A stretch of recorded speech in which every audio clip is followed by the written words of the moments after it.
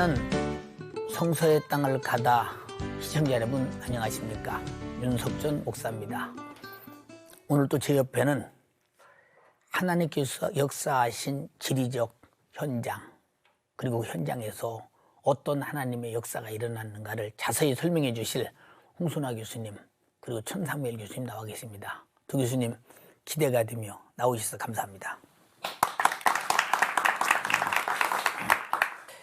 야곱은 가족과 함께 라반 에산촌의 집 하란을 떠나서 고향으로 돌아가기 전 자기를 죽이려 몸부림치며 쫓아오는 에서를 피해서 약복강 강가에서 목숨을 걸고 기도합니다. 그 과정에서 하나님의 사자를 만나 그곳을 마하나임이라고 명칭했습니다. 훗날 다윗은 아들 압살론의 반역을 피해서 마하나임으로 피신하기도 했습니다. 이렇게 마하나임은 성경 역사의 영웅들이 위기를 피해 은신처로 삼고 하나님을 뜨겁게 만나는 곳입니다. 갓지파의 성읍 마하나임으로 지금 가보시겠습니다.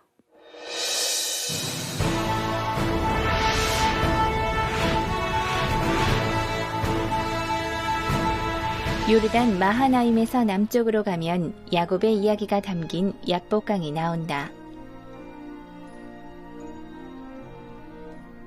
요단 계곡의 중요한 물줄기 중 하나인 약복강은 갓지파 사람들의 터전이기도 했다. 갓지파의 성읍 마하나임은 야곱이 에서를 만나기 전 하루를 보낸 곳이었다. 야곱이가 약복강을 건너기 전 여기서 여호와의 사자를 만나고 기념함으로 이곳을 여호와의 군대라고 하는 그 이름으로 지은 그런 장소이기도 합니다. 이곳은 압살롬이 요압에게 죽임을 당한 곳이기도 하다.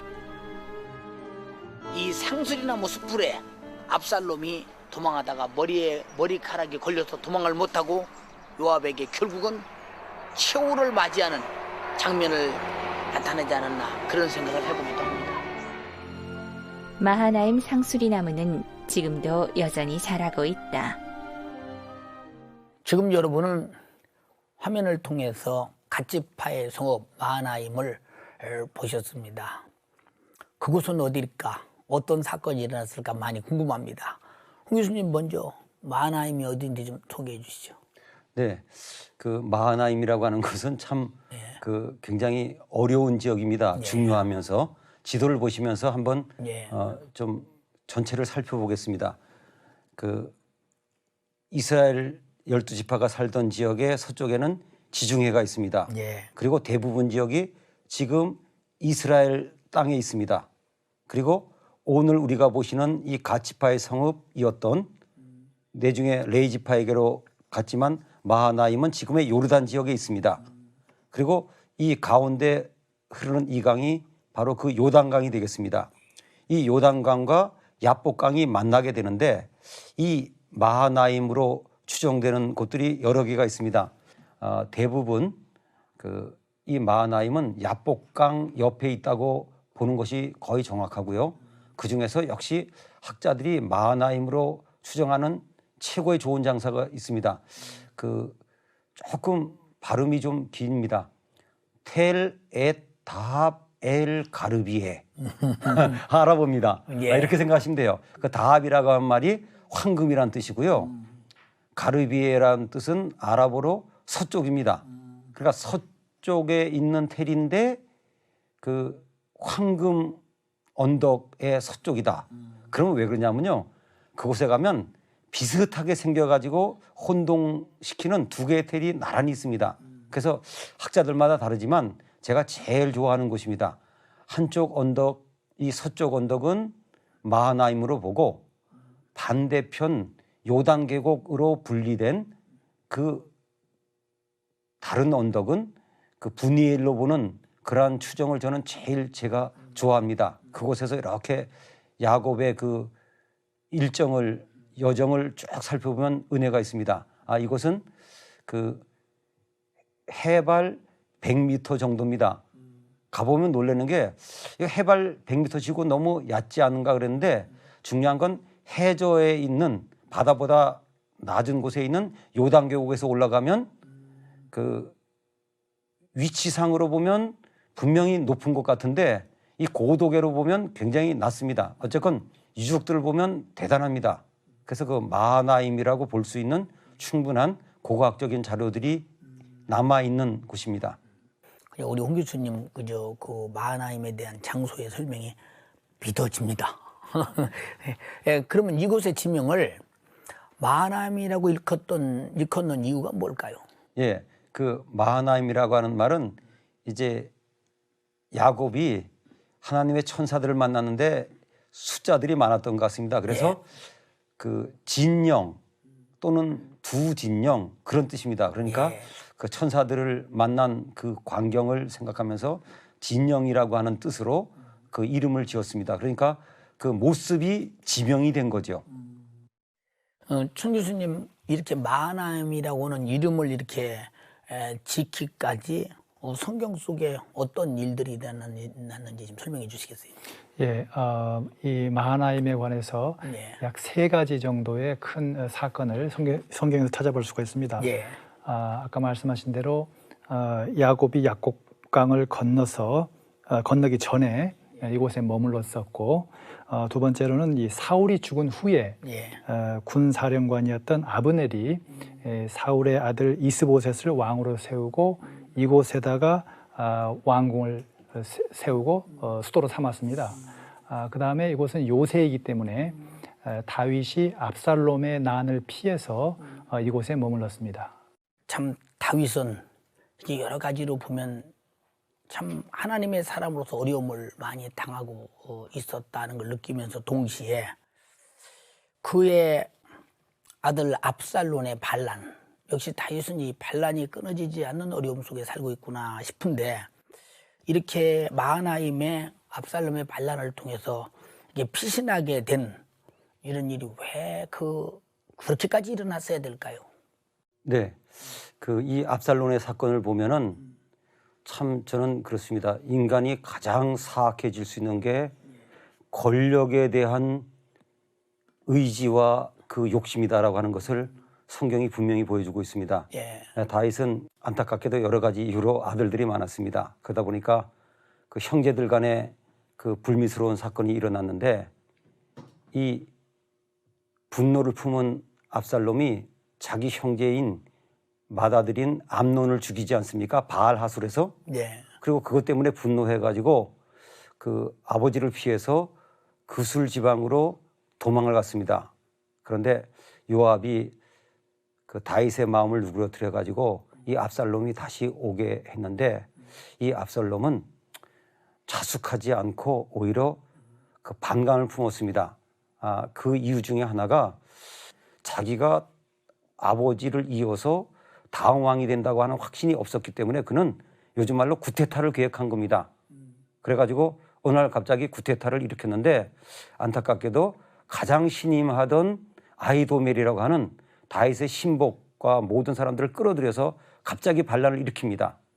그리고 이제 급하게 다윗이 도망가는데 곧바로 추격하면 다윗이 잡혀서 죽었을 겁니다. 그런데 후세라고 하는 또 다른 지혜로운 참모가 목숨을 걸고 구테타 진영에 가담해가지고 곧바로 추격하자고 하는 이야기를 천천히 가자, 추격하다가 우리가 진다, 이렇게 지연작전을 하는 바람에 지금 요르단 땅인 마하나임까지 피신할 시간을 벌게 됩니다. 또 이 아히도멜 같은 사람은 머리가 좋으니까 곧바로 알았습니다. 곧바로 속전속결하지 않으면 죽는다는 걸 알고 이 사람이 길로 사람인데요, 고향으로 돌아가서 자살해버립니다. 이런 과정이 있었습니다. 천 교수님, 그 압살롬의 그 반란을 거울 삼아서 오늘 우리에게 사는 우리 믿음의 식구들에게 다시 한번 우리를 점검해야 할 부분이 있다면 무엇일까요? 네, 이 압살롬 반란 사건을 통해서 우리가 2가지 메시지를 찾아볼 수가 있습니다. 먼저 다윗의 관점에서 보면은 부모는 자녀들 간에 혹은 가족의 어떤 문제가 있을 때에 그것을 바로 처리해야 된다 하는 것입니다. 사실 이 암논과 다말 사건이 일어났을 때 다윗은 그 이야기를 듣고 대단히 분개를 했습니다. 그러나 분개한 것으로 끝나고 사후 조처를 하지 않았습니다. 그것 때문에 압살롬이 굉장히 화를 내게 되었고 또 그러한 아버지에 대해서 대적을 하게 된 것입니다. 압살롬의 관점에서 두 번째로 이제 본다면은 아무리 화가 나도 더 이상 죄를 짓지 말아야 된다 하는 것입니다. 우리가 가인과 아벨 이야기를 보면은 가인이 분을 참지 못하여서 결국 동생을 죽이는 데까지 가는데 이 압살롬도 굉장히 화가 나 있는 상태에서 그 분을 참지 못했기 때문에 아버지를 대적하고 형제를 죽이고 결국에는 자신도 죽는 그러한 파멸의 길로 걷습니다. 이러한 두 가지 메시지를 우리가 이 압살롬의 사건을 통해서 거울 삼아 볼 수가 있겠습니다. 참 이 방송을 듣는 여러분들이 우리 속에 터럭만큼이라도 압살롬과 같은 그런 성품과 끼가 있다면 오늘 빨리 정리했으면 좋겠다. 그래야 복을 받겠다 싶습니다. 이번에는 갓지파의 또 다른 성읍 바하란과 사본으로 가보시겠습니다.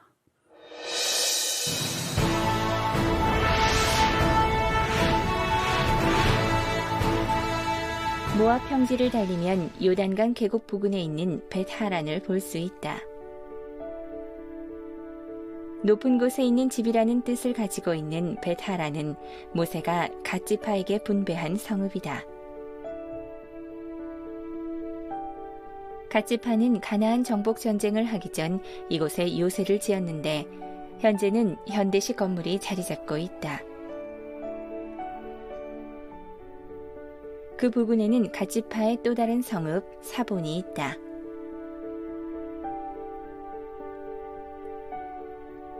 요단강에서 서쪽으로 1.8km 떨어져 있는 사본은 갓지파가 헤스본 왕 시혼으로부터 빼앗은 땅이다. 사본은 현재 텔 에사르디에로 추정하고 있는데 와디 쿠프렌즈 하류 지역의 언덕 위에 있는 사본은 해발 232m의 높이를 자랑하지만 워낙 지형이 높은 지대에 있어 주변보다 40m 정도 높은 곳이다.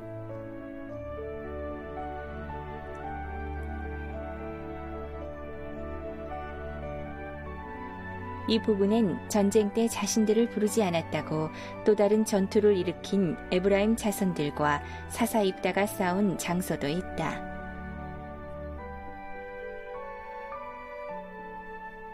갓지파는 광활한 이 땅에서 삶을 펼쳐나갔다.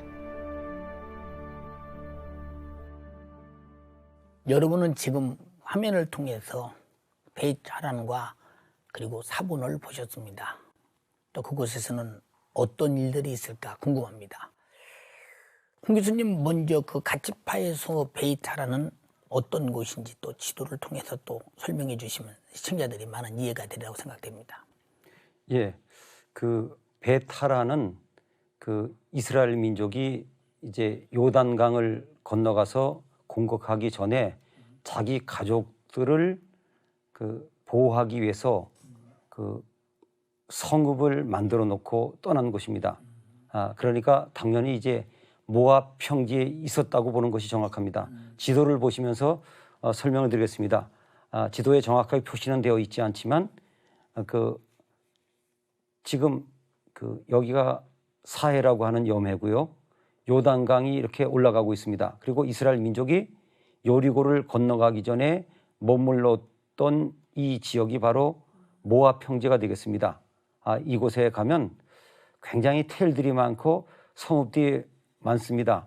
그래가지고 그 고고학에서는 이 지역을 굉장히 중요하게 여깁니다만은 이 요단강에서부터 12km 정도 떨어진 지역에 가면 텔 익타누라고 하는 그러한 그 고대 유적지가 있습니다. 이곳은 사실은 찾기가 굉장히 쉽습니다. 왜냐하면 길 바로 옆에 있고요. 그 다음에 모스크 하나가 있는 조그만 언덕이 되겠습니다. 해발 한 100m 정도 고지에 그 옛날 성읍들의 자취가 남아 있습니다. 그 지역에 가보면 그 성경에서 말씀 기록된 대로 그 요새라고 하는 그 갓 지파들이 자기 가족들을 안전하게 두고 갔다고 하는 그 성경의 기록을 알 수 있는 그곳입니다. 또 한 가지 이곳 바로 옆에는 그 와디 헤스반이라고 하는 그 바로 옆에 그 강이 지나가고 있습니다. 그래서 역시 이 지역이 그 중요하구나. 또 한 가지가 있습니다. 그 모압 평지가 끝나고 이제 고지대가 시작되는 고 분기점 지역에 이 텔 익타누가 자리 잡고 있기 때문에 많은 학자들이 이곳을 성경에 나온 벳하람으로 추정하고 있습니다. 이렇게 참 성지를 찾아다니면서 이곳이 바로 성경에 나온 바로 베이타란이다 이렇게 찾았을 때 얼마나 기뻤을까 그런 생각이 들기도 합니다. 홍 교수님, 그 갓지파의 성읍도 그 사본에 대해서도 좀 소개해 주시겠어요? 네, 그 사본이라고 하는 곳은 또 이스라엘 민족의 그 성읍이었었는데요. 예. 그 이제 많은 고고학자들이 연구를 해봤습니다. 어디가 사본일까? 그러다가 그 대부분의 고고학자들이 그 지역에 제일 유명한 유적지가 있습니다. 바로 텔-에-사르디에라고 하는 곳입니다. 이곳은 그 지나가다가 자세히 보면 보입니다. 그 이렇게 평지가 있는데 그 제일 높게 있기 때문에 주위보다 40m 높기 때문에 얼른 보면 압니다. 지도를 통해서 한번 또 보시겠습니다. 그 요단강을 왼쪽에다 두고 쭉 올라가다 보면은 왼쪽 편에 그 텔-에-사디아라고 하는 곳이 보입니다. 그래서 그 이곳을 바로 사본이라고 고고학자들이 보고 있습니다. 그래서 그 이 사본으로 보는 텔-에-사디아는 특별히 요르단 고고학자들이 굉장히 중요하게 여기고 또 특별히 그 지역에서 어떻게 사람들이 물을 그 40m나 되는 높은 언덕까지 공급했는가 하는 그 좋은 연구 자료가 있는 그 물을 정상 위까지 40m까지 올라가게 한 그러한 수로가 있는 곳으로 유명한 곳이 되겠습니다. 그래서 많은 학자들이 이곳을 그 사본으로 추정하고 있습니다. 이 사본에서는 그 사사 입다가 그 에브라임 자손들과 전투한 그런 장소이기도 한데 에브라임 자손과 그 전쟁의 과정에 대해서 천 교수님 좀 설명해 주시겠어요? 바로 이 사본에서 아주 불행한 사건이 일어났습니다. 예. 바로 이 에브라임 지파 사람들이 입다에게 시비를 건 것입니다. 이 시비를 걸었다라고 하는 것은 전쟁을 하자 이런 거나 마찬가지입니다. 입다는 사사로서 암몬 자손을 물리치고 이제 잠시 이제 그 시간을 갖고 있는데 에브라임 사람들이 시비를 걸어왔습니다. 왜 시비를 걸었냐 하면은 암몬과 전쟁을 할 때에 다른 지파는 불러놓고 왜 우리는 부르지 않았느냐 이러한 시비였습니다. 사실 입다는 에브라임 지파에게 전쟁에 참여하라고 통보를 했었습니다. 그러나 자신들이 거부를 하고 이 전쟁에서 이기니까 이제 와서 왜 안 불렀느냐 시비를 건 것입니다. 이것은 굉장히 나쁜 것이죠. 이것은 또한 입다와 길르앗 사람들이 굉장히 관계가 안 좋았다 이렇게 우리가 볼 수가 있습니다. 이에 대해서 입다는 길르앗 사람들을 불러 모으고 에브라임 지파와 싸웠습니다. 이 전쟁에서 에브라임 지파 사람들은 패해가지고 도망했는데 그들은 요단강을 건너왔기 때문에 다시 요단강을 건너서 가야 됩니다. 그런데 이 길르앗 사람들이 에브라임 사람들이 미처 건너기 전에 그 나루터를 먼저 점거를 합니다. 그리고 나루터를 건널 때에 에브라임 사람이냐 길르앗 사람이냐 가려내 가지고 거기에서 이제 처형을 하게 됩니다. 그러면 같은 그 이스라엘의 동족으로서 우리가 생각할 때 어떻게 그 에브라임 사람이냐 하는 것을 가려낼 수가 있었는지 그것도 상당히 궁금하거든요. 예, 우리나라도 지역이 좁지만은 사투리가 있죠.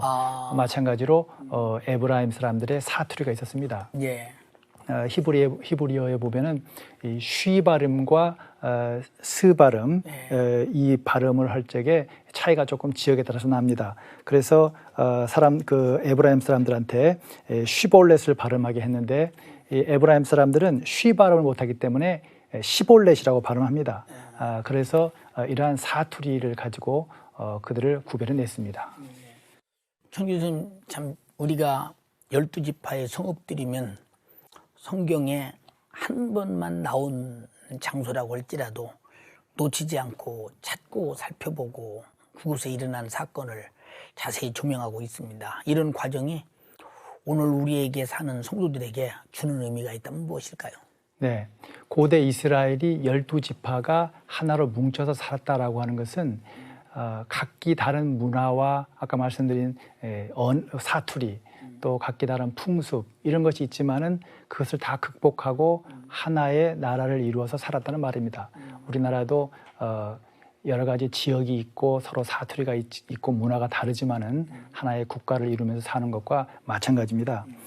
이들이 이렇게 다양성을 인정을 하고 각기 독특성을 인정을 하면서 그것을 극복하고 하나로 살 수 있었던 것은 그들에 있어서 정신이 하나로 뭉쳤다는 것입니다. 그것은 곧 야훼 하나님을 섬기는 신앙과 정신이 그들에게 있었다. 그리고 하나님께서 주신 그 법, 율법을 따라서 그들이 살았다. 이것을 우리가 귀중하게 생각해 볼 수가 있습니다. 한마디로 말씀드린다면은 다양성 속에서 통일성을 그들이 추구했다 이렇게 말씀드릴 수가 있습니다. 그 통일성은 하나님을 중심으로 한 통일성입니다. 오늘날 우리 사회도 점점 더 다문화 사회가 되어가고 있습니다. 국제 결혼이 늘은다든지 혹은 외국에서 사람들이 많이 와서 우리나라에 살고 있습니다. 금방 10%의 인구 대비해서 외국인들이 차지할 것이라고 보는데 이러한 다양성 속에서 우리가 하나의 국가를 이루고 통일성을 추구해야 됩니다. 또한 교회에서도 마찬가지입니다. 교회도 다양한 사람들이 모입니다. 지역도 다르고 성격도 다르고 또 각기 다른 학력도 다르고 이러한 사람들이 모두가 다 하나님을 중심으로 해서 통일된 그러한 교회 공동체를 만들 때에 거기에 참 하나님의 복이 있고 은총이 있다 이렇게 볼 수가 있습니다. 이 교수님 이렇게 말씀 들으면서 아마 들으시는 분들이 이런 참 하나님을 향한 통일성 바로 이게 믿는 믿음이겠죠.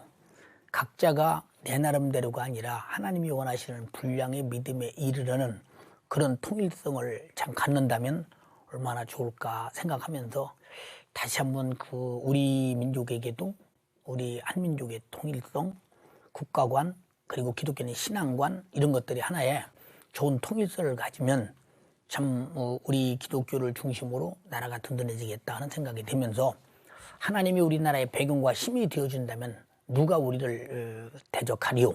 이런 생각이 들기도 합니다.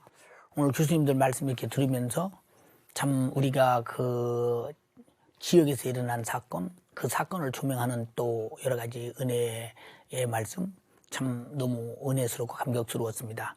오늘 방청객들이 또 아쉬움이 있는 것 같습니다. 질문을 받아보겠습니다. 홍 교수님께 여쭤보겠습니다. 압살롬이 암논을 죽이고 도망했던 외갓집이 구슬에 있었다고 하는데 구슬이 어떤 곳인가요? 네, 이 구슬이라고 하는 그 나라는 아주 조그마한 나라였습니다. 위치로 말씀드리면 그 헤르몬산 쪽에 있었으니까 지금의 시리아 쪽이 되겠습니다. 그리고 성경에 보면 그 당시 왕의 이름이 달메입니다. 이 달메가 다윗 왕이 너무 강한 왕이니까 자기 딸 마가를 시집을 보내가지고 이제 그 다윗과 연결된 나라로 했습니다. 그래서 그 뒤에 이 나라는 없어졌지만 그 지금의 시리아 지역에 있었던 조그마한 그 왕국이었다. 그렇게 보시면 되겠고요. 위치는 갈릴리 바다의 그 동쪽 부근에 있는 지역에 있었다. 그렇게만 이해하시면 되겠습니다. 사사 입단은 어떤 활동을 한 사사였는지 궁금합니다. 네, 사사 입단은 길르앗 사람이었습니다. 그는 참 불행하게 태어났습니다. 창녀의 아들로 태어났고 그렇기 때문에 그는 형제들로부터 차별을 받았는데요. 그래서 집에서 쫓겨나게 됐습니다. 그래서 불황하는 사람들과 같이 지냈습니다. 그러나 암몬족이 이스라엘을 침입했을 때, 특별히 길르앗을 침입했을 때에 그 장군이 필요했고 사사가 필요했는데 거기에 입다가 응했습니다. 그래서 그 암몬족을 물리치고 이스라엘을 구원하는 사사가 됐습니다. 이 사사 입다 이야기 읽어보면 한 가지 불행한 이야기가 있죠. 자기의 잘못된 그 맹세로 인하여서 자기의 딸을 죽이는 그러한 어려움을 당한 일도 있었습니다. 교수님들의 그 지리적, 그 신학적, 그리고 현장에서 일어난 그 시대의 사건을 통해서 우리에게 주시는 그 여러 가지 교훈, 참 큰 은혜가 됐습니다. 오늘 두 분 너무 고맙습니다.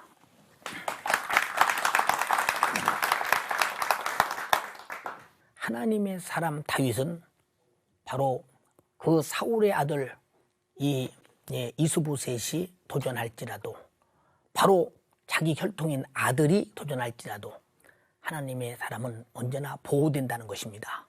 그러므로 우리는 언제든지 하나님의 보호를 받는 유일한 능력은 다른 것이 배경이 아니라 하나님만이 배경이다. 이것이 우리의 기업인 것 같습니다. 사랑하는 시청자 여러분, 내가 하나님의 사람이냐 라고 할 때 우리는 든든할 것입니다.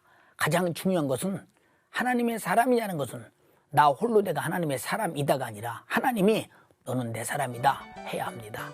하나님 앞에서 인정받는 하나님의 사람이 되어서 하나님의 보호 속에서 어디를 가든지 어느 곳에든지 하나님의 사랑과 내 가운데 안전하게 영육간에 보존받는 여러분 꼭 되기 바랍니다. 감사합니다.